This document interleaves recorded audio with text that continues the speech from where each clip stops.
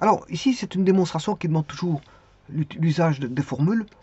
On ne demande pas de démontrer point par point, puisqu'en fait, vous devez connaître vos formules. Trigonométrie, la base.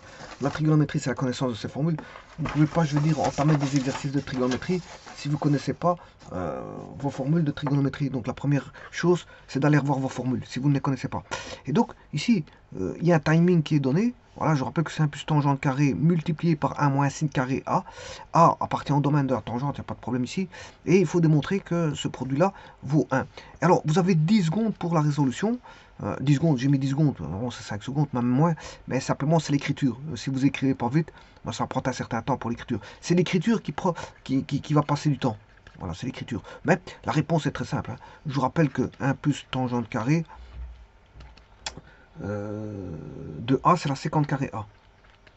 Alors, autre chose, 1 plus cotangente carré de A, ben, c'est la coséquente carré de A. Voilà, ça il faut savoir.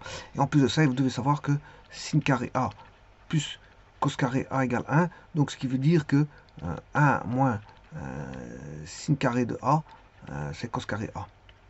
Voilà, alors maintenant je vais démarrer l'exercice. Sur base de ce que je viens d'écrire ici, ben, 1 plus tangente carré A, c'est la sécante carré A. Et je vous rappelle que la sécante carré A, c'est 1 sur cos carré A. Alors, multiplier, celui-ci, je viens de dire que c'est cos carré A. Et donc, vous avez deux inverses ici, ça donne 1.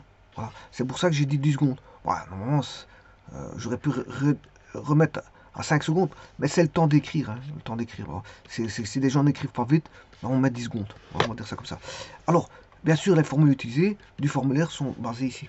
Voilà. Et donc, vous devez respecter le timing. Parce que si vous êtes au-dessus du timing, c'est pas bon. Donc ici, il y avait un certain timing. Pourquoi? Parce que c'est d'aller chercher le plus rapidement possible la formule adéquate. Je vous remercie.